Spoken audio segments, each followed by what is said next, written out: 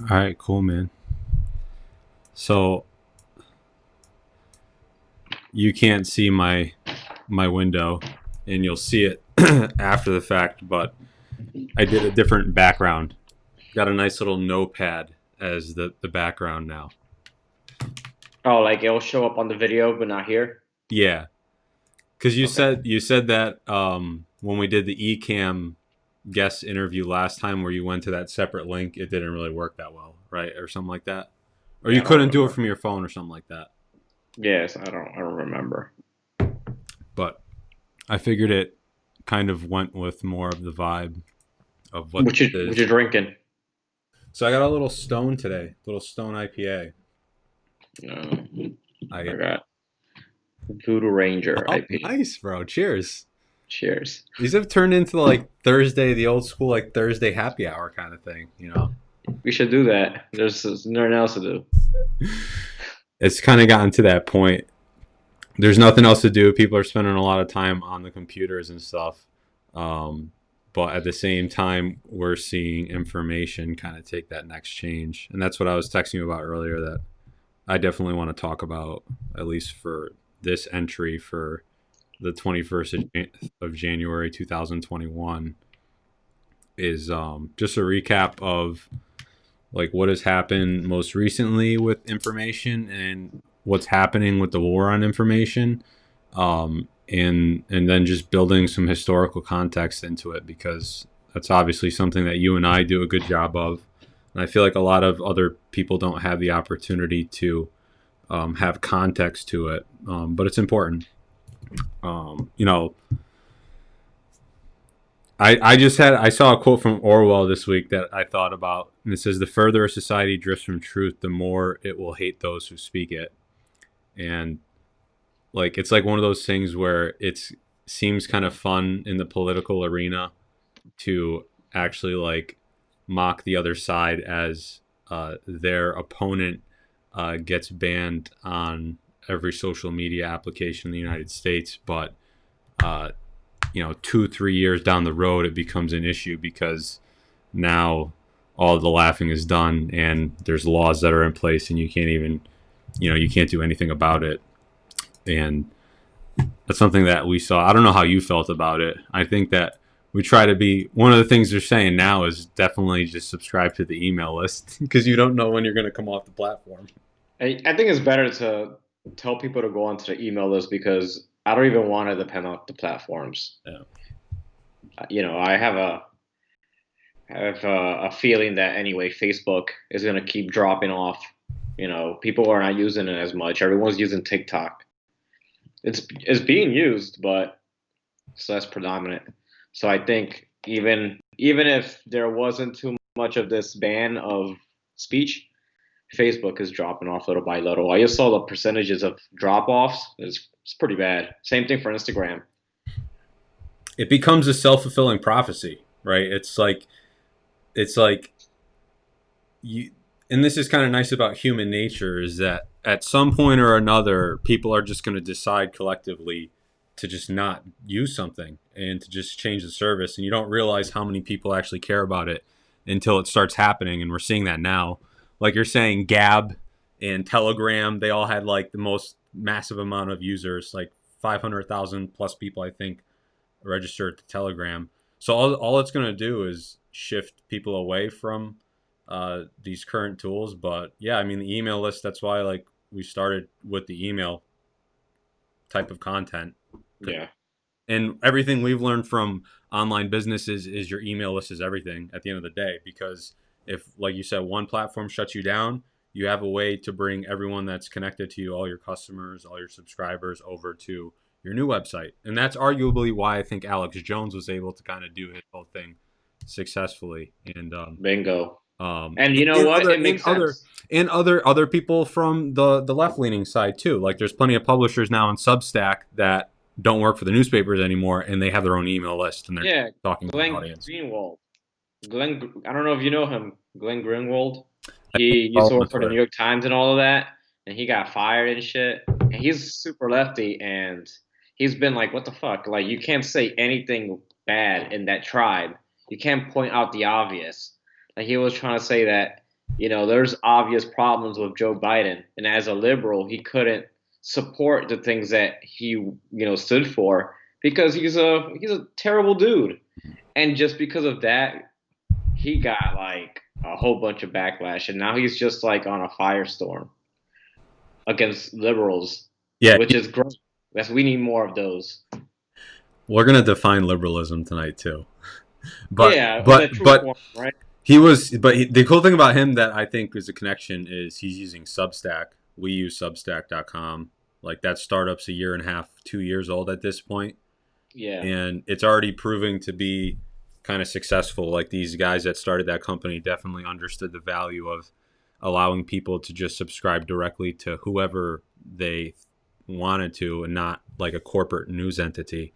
And and and I think it's pretty cool. It's user friendly for us. So if anyone's out there wants to like start a newsletter, Substack. And the nice thing is that right now they're neutral. Like you own all the content. You have no issue with it. Um, um, they won't censor it. We'll see in the future, but yeah. Let's say, as long as people are, let's say, all right, we have, let's use this number. There's 70 million people that voted for Trump, and then there's probably like 10 or 15 or 20 million people that are on neither side, and they know all of this shit that we're talking about. That's a lot of people that might be banned from different social media platforms, or that follow certain media figures that will be banned. The only place that they might be able to go is on the internet, desktop, phone, just go right into Google, whatever, um, DuckDuckGo, whatever it is. Email lists and all of that is just gonna be the way the way things are gonna go back to. And it's because money is always to be made, mm-hmm. right? You want to collect the data still, people.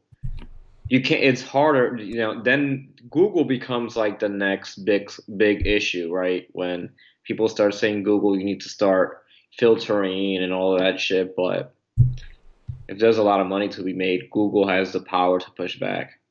But then Facebook and Twitter and all of that, they're losing ground because not only have they made enemies with some people here, they've made enemies with countries and other countries abroad.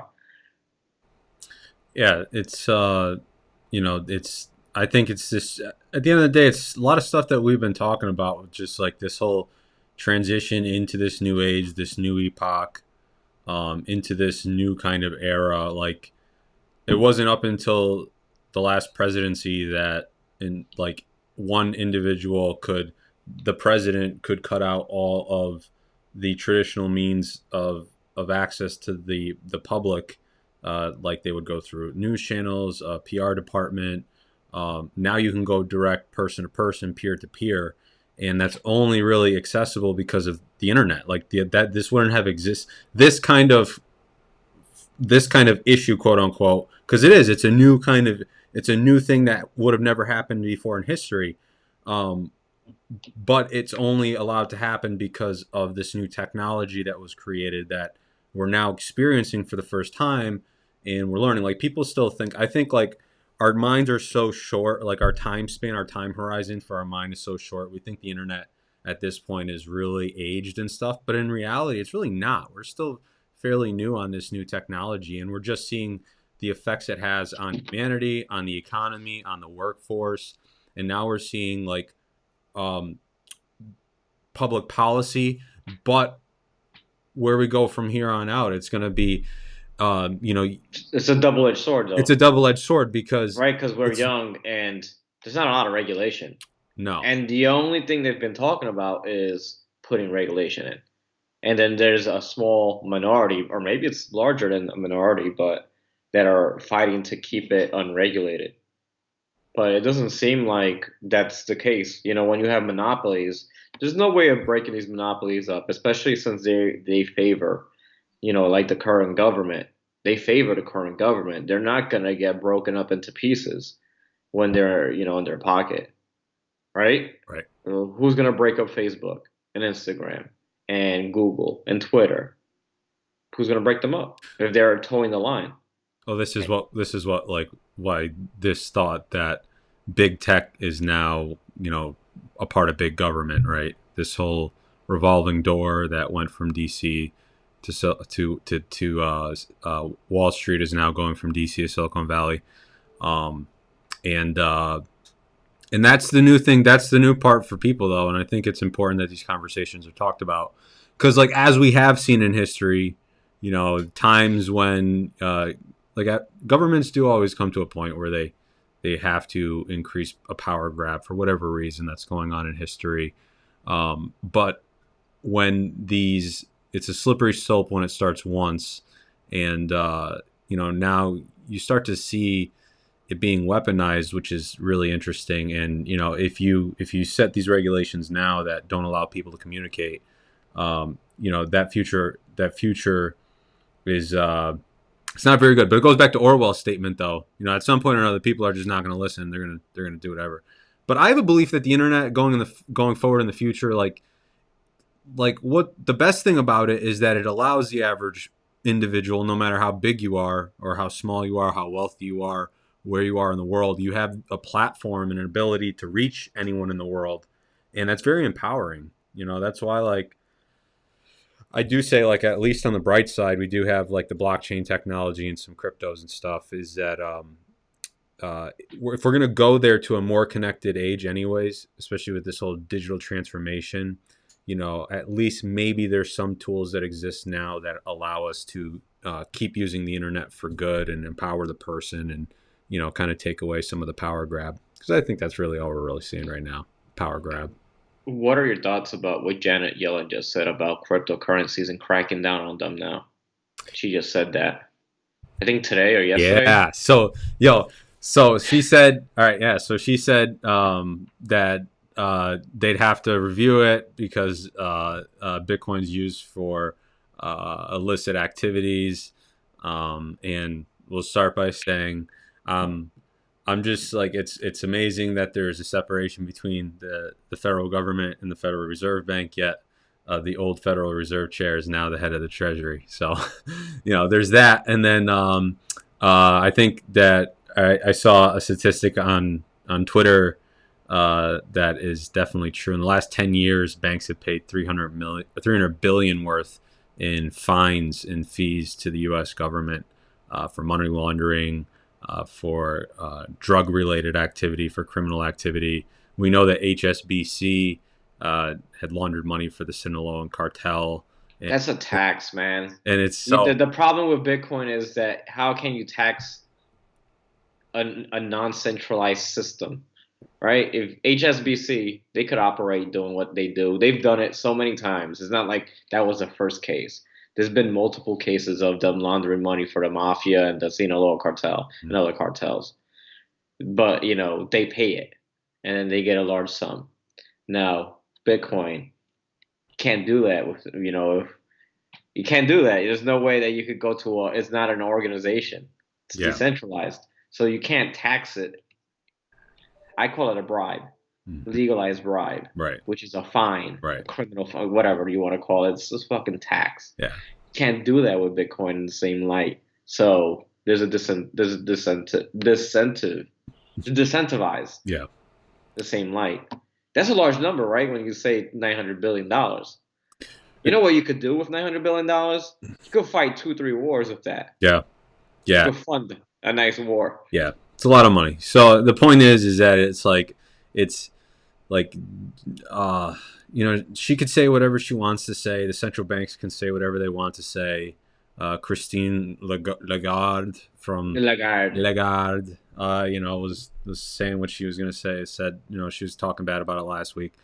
But it's, again, it's like this, it's a self-fulfilling prophecy. This is why it's so amazing, is that collectively as people, the market will determine what they want to use and what they perceive to be valuable and whatever it is. Like, even we're going to see these central bank digital currencies come out. And one of the interesting things in the experiments I'm looking forward to watching happen is the fight between central bank digital currencies and Bitcoin or other decentralized currencies and what's adopted. Because Venezuela attempted with their the first ever central bank digital currency last year, the Petro, and a year later they don't use it anymore, and they're accepting their government taxes in Bitcoin now because the people just didn't use it, they didn't adopt it. And like Yeah. the government can only go, they can only really go so far. This is when the people realize how the small few control the majority, right? And you're like, how does that happen? Well, there's a mask that has to be there, and then once that mask is drawn, Yeah, you can't just replicate something because you just think that. I think that just showed their ignorance that they thought that they could replicate Bitcoin in such a short time period and become so reliable. That's why I think we've been struggling as a nation to actually create a cryptocurrency for like the Fed. I think they're still trying to figure it out. I think they have a good idea, but it's too sophisticated. Think about it. Bitcoin took years to perfect itself, to, the algorithms and teach itself and all of that. You can't just to roll out something when you already have. It's like right now rolling out a competitor to Google. yeah. Good fucking luck. And imagine it gets hacked. Yeah, right.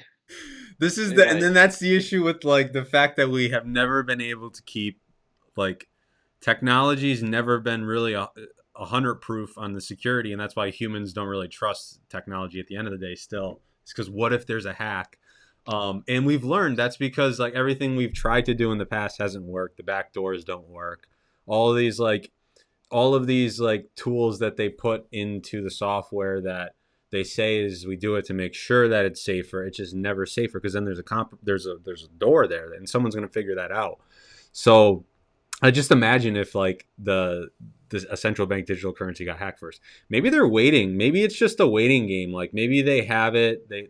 Maybe they're deciding whether or not they want to. Maybe like they're like, do we launch like a U.S. dollar, or do we wait to see if people adopt Bitcoin, and then do we just accumulate Bitcoin? Um, I would say the first should be, well, I think the smart thing that they should do is introduce it in a pilot form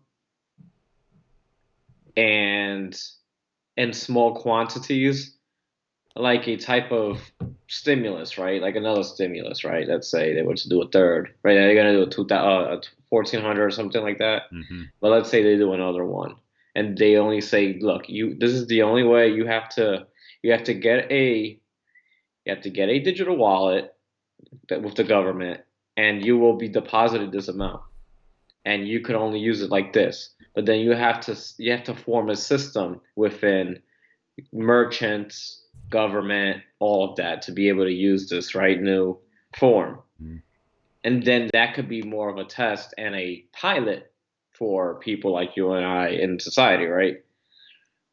That to me is the smartest way. Maybe that's what they're trying to do, but it could also be that they're just waiting for the dollar to crash and there become a type of chaotic situation that it's easy to really introduce it and not pay back those debts. And at the end of the day, I think it's that, debts need to be paid. I'm sorry. The dollar is losing value. There's debt. Debt needs to be paid. If it's not paid, it's slavery on somebody else's end, right? You don't work for free. Mhm. Yeah. So, right, if you Well, literally well, erase the dollar, then how like what do you think about a jubilee, a debt jubilee? This is something that has happened in history before, where the debt is just it's wiped clean, and a new system. They're like the transition is over a new system fast enough where it's just like, oh, like the government canceled my student loan debt, and I'm just yeah, like, and but life is going on, kind of thing. You know what I mean? that's different, right? Student loans, the debt is it's only towards the government and certain bank institutions. Mm-hmm. Now, and there's some, there's other things mixed in there, right? Mm-hmm. But there's global debt. You have debt to China, you have debt to other countries, you have vice versa, debt to corporations, debt to other. There's debt. There's The a bond whole market is 100. It's like 300 trillion. It's 100 trillion plus.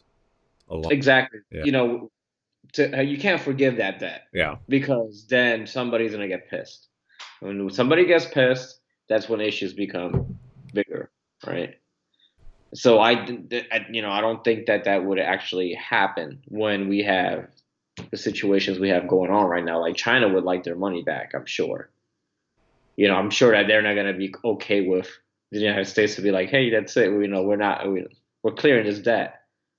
So I don't think that's a situation that's going to work. they've already tested they're doing exactly what you recommend doing for the digital currency right now. Like they have been doing uh countrywide uh lotteries, like a lottery here, the Powerball. Like here in the U.S., No, this is in China. So they've been doing I this. know China has something similar, right? Yeah.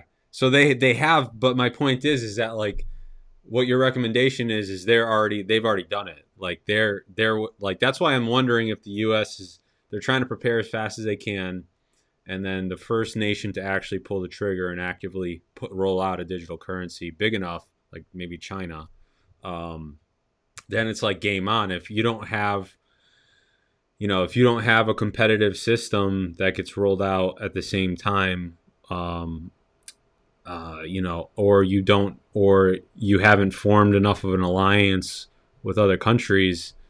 Uh, I don't know. I think they roll it out first is kind of what I'm getting at there. And then what is that? What does that do as far as implications? Maybe nothing. Yeah, because then how would that work with, is China going to try to perfect it first within its own boundaries? You know, WeChat, right? Mm-hmm. WeChat has a variation form of payment. You could pay by going into local merchants, and just pay with it. But you can't do that here. Like I have WeChat and I can't do that. I can't use it to pay here anything.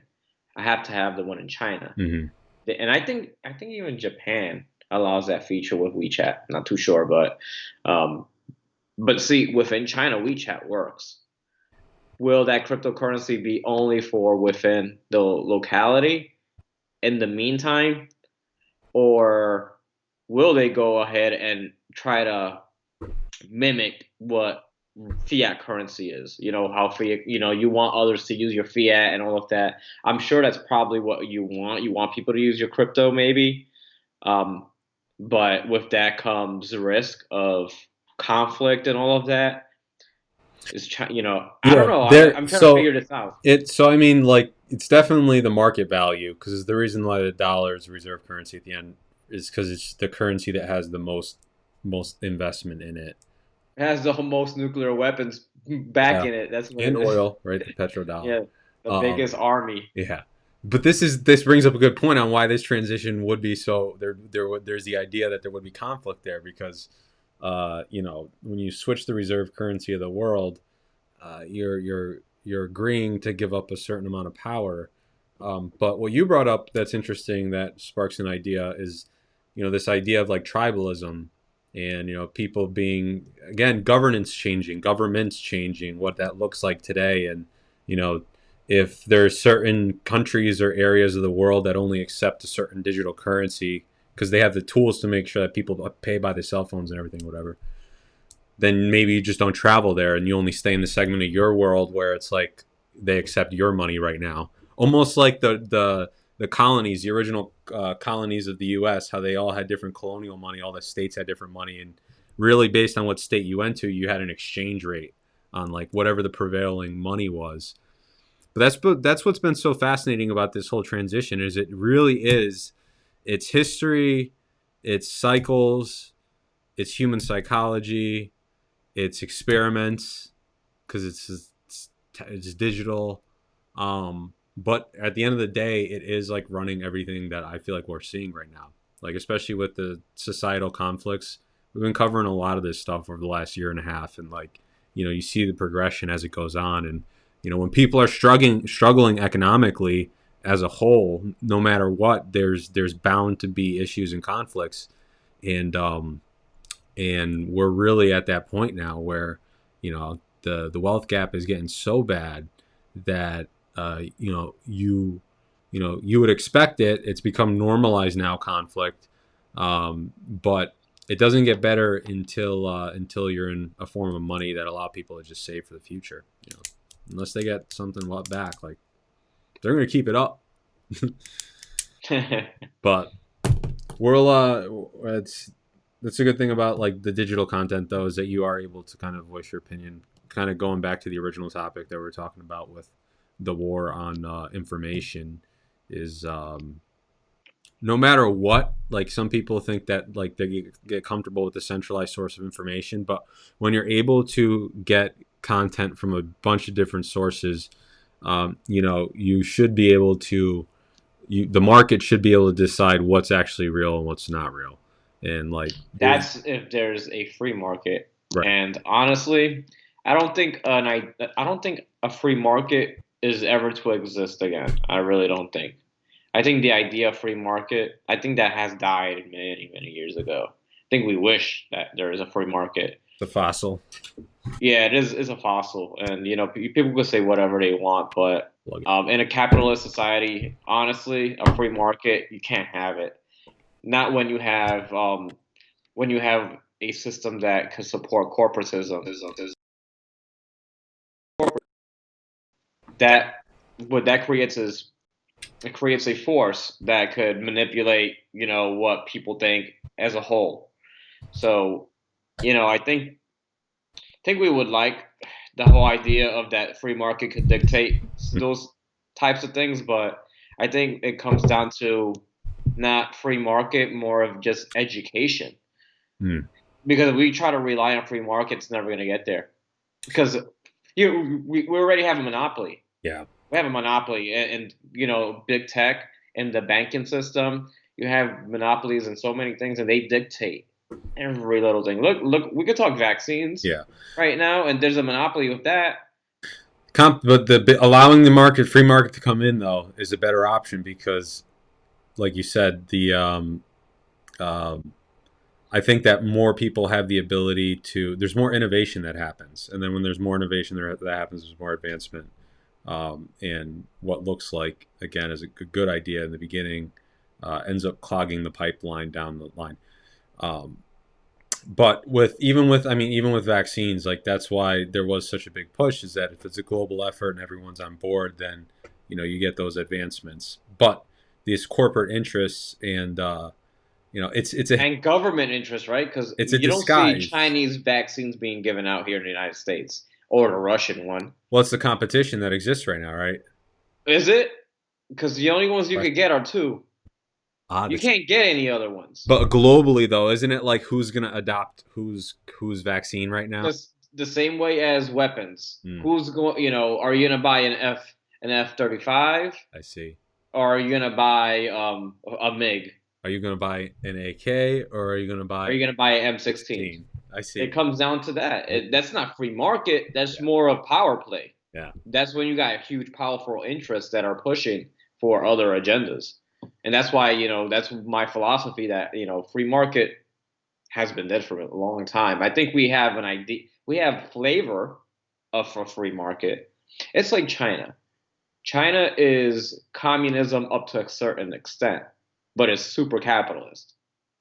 And it's super capitalist up to a certain extent because it also is super communist. Hmm. It's communist because it's a one party government with Politburo and all of that, mimicking many Maoist and Soviet type of trends. But we have that here almost in the same light, just reverse. Free market, um, I don't know. I do think though, I think going forward, we have to look at with technology and the future of globalization and the Internet of Things and all of that stuff. I think we need to look at a hybrid of everything and see how things could work out for the benefit of us, excluding corporatism. I think corporatism is legitly just the damage of everything right now. Yeah, once you bring financial incentive in, and then like to what you were saying earlier, a term I've heard is like disaster capitalism. You know, it's like when the Yeah, disaster happens, there's people that take advantage of that disaster for profit, and it's like but it's usually corporations though. yeah, Corporations are, I'm telling you, we talk about communism being the biggest evil. It is one of the biggest evils, but corporatism is the biggest one, and that's where we're going towards. And I'm telling you, that's the fight. That's the main evil of this. And it's because corporations, they're people, but they're not people. So what are we going to do with that? We can't do anything. I'm telling you, we can have Bitcoin up to a certain extent, but if corporations are going to dictate how money is being moved internationally, Bitcoin ain't shit up to a certain extent, right? Mm. Because all you got to do is completely freeze the internet to a certain extent, right? They have the power. Who's building these 5G towers? Mm-hmm. Corporations are. Right. Everything in the supply chain to have a functioning planet right now, corporations have their hands in it. Big time. Big time. They dictate everything. And, And that's why the user, though, at the end of the day, decides, right? They say the exactly. person, you decide. And Well, this is we, the problem we have, though. People don't understand that. They think, okay, I'm not moving up in the corporate world, or I'm not getting a job after I went to college for all these years for freaking gender or studies or whatever, mm, and they blame capitalism, or they can't pay the rent. They blame capitalism, right? They start reading Marxist books and everything, and they're like, this is unfair. You know, reading a book that was written in the 1800s that was more about that time period, but they stick to that. And then you have people on the other side that are like, communism is destroying this, is destroying that. mm, It's like, well, you guys are all complaining about certain things, and I think it's not that. I think it's corporations that literally has fucked everybody, has fucked everyone, it has pushed countries into communism. Like in Latin America, the majority of countries in Latin America, like Venezuela, Nicaragua, Cuba, they became communist because of crony capitalism, because of United Fruit Corporation, because of BP and all of these oil companies, right? And then same thing, right, with communist countries have fallen because corporations just they were so powerful that they could literally topple governments. Yeah, fucking the corporations is what people need to understand is the enemy here. mm, right. Corporations at the end of the day. And if we don't stop it, we don't change the laws, we don't break them down, if we continue to let them grow, we're gonna be literally living like Wally, the movie Wally. It's all under a corporation, right? But Amazon. that's It's why a they big say the future. It's a little bit of Orwell and a little bit of Huxley, right? Huxley was more of the what we consume or Yeah, distraction well, we tells live in us. Huxley world right now. Yeah. We live in a Huxley world that is paving the way for Orwellian 1984. Mm-hmm. For the past 100 years, more or less, we've been living in that brave new world. That's what we live in right now, Mm-hmm. and it's being changed into 1984, literally as we speak. Right? You have doublethink happening every fucking day, all the time on the internet. What's doublethink? You have to think about what you have to say, because if you say something wrong, you could get ostracized and all Right. types of shit. We Right. have all that shit happening right freaking now, and it's like in its beginning. It's beginning, and once 1984 happens, there's no going back.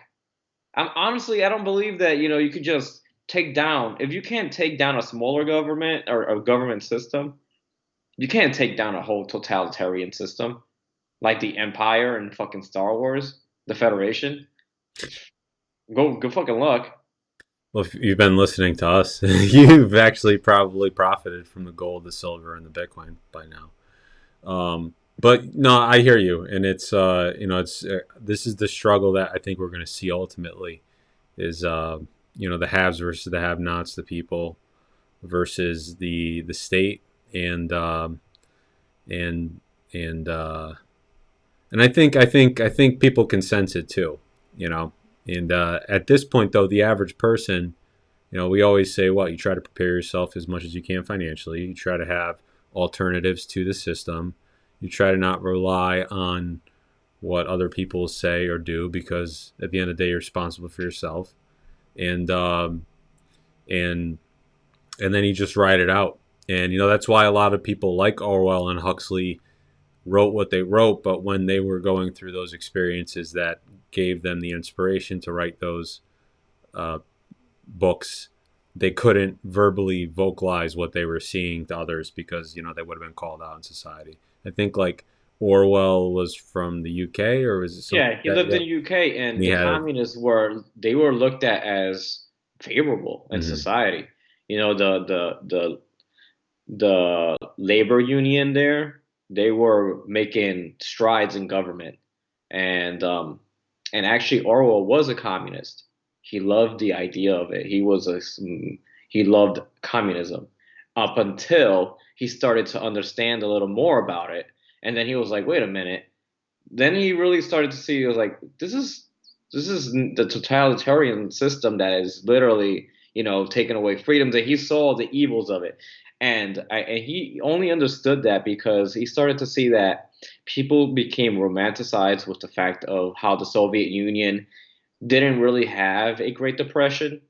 The Soviet Union, once they had that time period after World War I, they were a superpower because they were able to build and everybody was employed, and they were a powerhouse for manufacturing.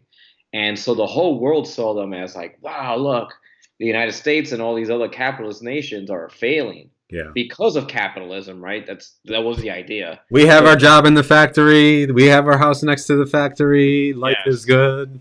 Keep going. they look at the Soviet system. Your life is good, Yeah. and it was only a handful of years that only lasted. Hmm. People don't get it. It didn't last for tens of decades.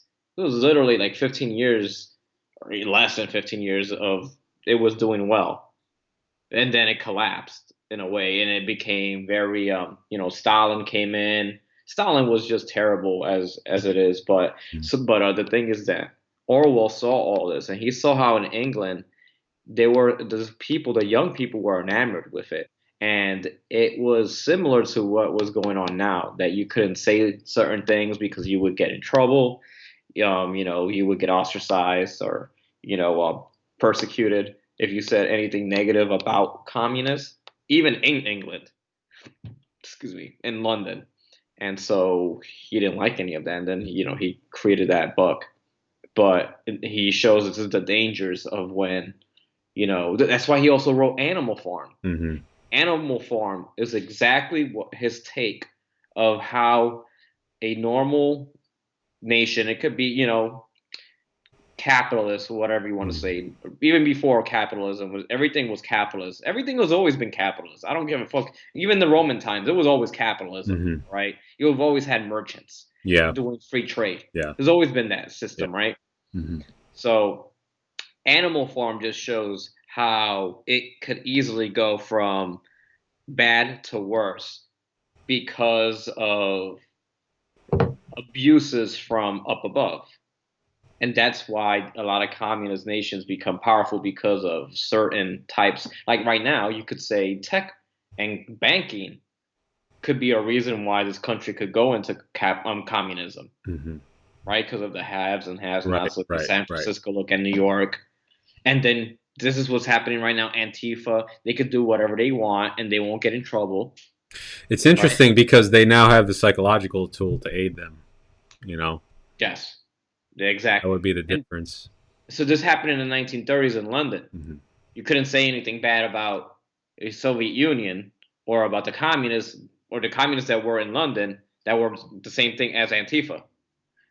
And then, if World War II wouldn't have happened and they wouldn't have gotten hit by the Nazis and joined in, and if America didn't help, and then England really would have probably been more of a communist nation than not Hmm. because they were leaning towards it. Um, Now,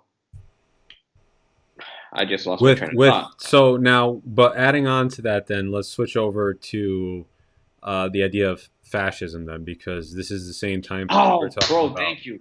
You know, You are so saying exactly what I was going to mention. yeah, because So, I keep so going. fascism came about the same way. Yeah, Italy was Mussolini. moving towards Mussolini was moving towards a communist world.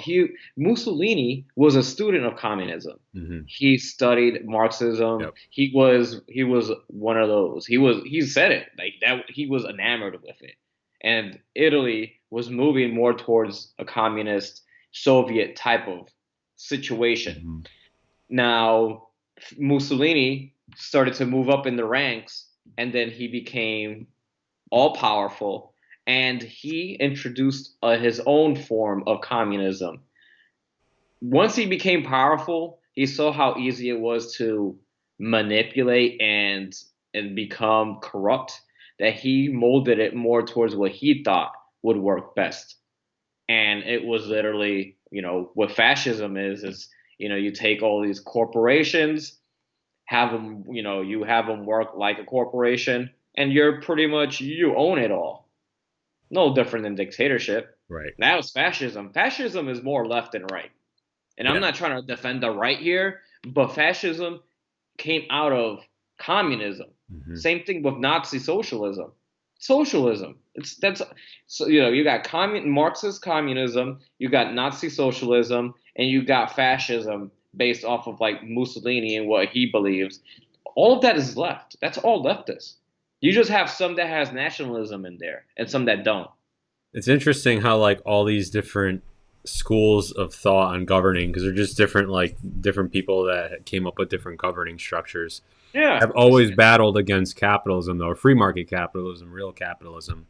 And it's always, once that all fails, that the people collectively will speak to each other through the markets, decide through trade what's valuable, what's not. And like that's even the idea of barter. Like at the end of the day, like even if it got down to like a doomsday situation, we joke about it, but it's like people joke and say like, well, you're gonna need your bullets and bullions, because it just at some point or another there's gonna be a trade that forms, assuming that society is still there. Like if there's still people, the same way in the prison systems, you trade. From what I hear, people that I know that have You been, trade you ramen trade for you ramen trade is the based on what most it is. Yeah. yeah, ramen is like the most valued commodity in prison, and cigarettes. Ramen and cigarettes, and everybody barters, right? Yeah. You don't make money there unless you are well connected. Yeah. But we're traders. We trade by nature. That's what we do. That's why people go to work. They're trading their time for something else. That's why people do also is we're not communists by nature. Communism is just a lazy way of fixing a problem that you don't want to fix. Yeah. I think it's Like right comfort. now, I think it's comfort for people, right? yeah, it's a naive way of like like Bernie Sanders. He talks all this fucking jazz, but he's lived a comfy life, and maybe that's why he's a communist, because he's worked under the government for Mm-hmm. so long that he thinks that that's the best thing in life is to work for the government, and that's all you need is the government to extract all the money off of the people and off of everything they can, and then redirect it into like the pockets of himself. Mm-hmm. You know. I think another point to raise too is that like these are just this is a part of a cycle of history, because like no matter what happened with communism, the politicians that are acting today, it's all happened before. It's everything is kind of repeating itself, and it has historically, and and I think that's why it's important to also understand this information too. Is that the reason why a lot of these wealthy individuals are able to keep that wealth generationally is because they understand those cycles, and they understand what's coming up and stuff. But the people that understand that they're getting muzzled, right? Just, they're getting muzzled. Nobody wants to listen to them. Yeah. They're getting pushed aside. That's not good, because the majority of the people, they will vote with whatever they're being told.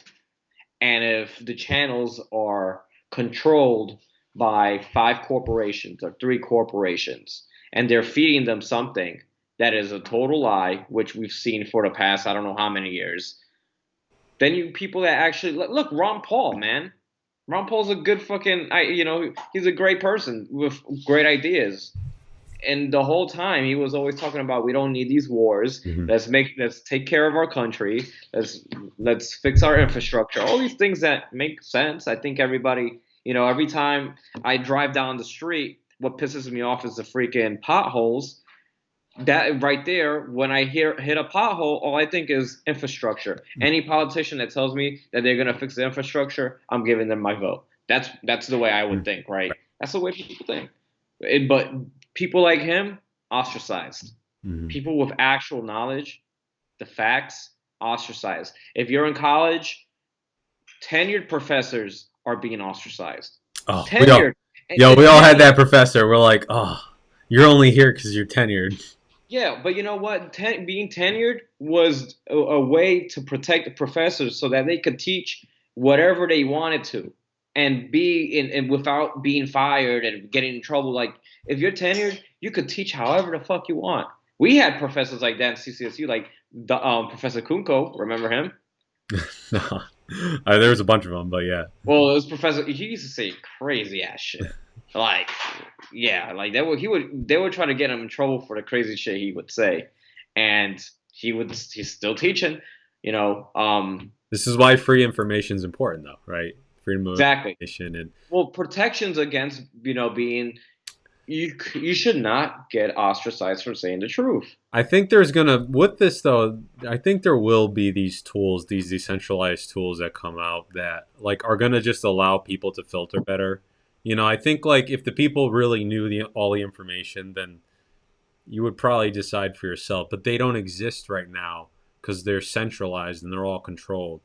But like my hope is that once technology gets to this point, maybe I don't know if it's gonna get worse. It's definitely gonna get worse before it gets better. But like some of these projects I've been hearing about in like the crypto space about like uh, decentralized social media tools and applications that allow for these like not just like the payment infrastructure for people to support creators, but also almost like the Reddit upvotes. The community can decide. Bro, the only way that's gonna happen right now is if the government allows a breakup of the monopolies in the tech business.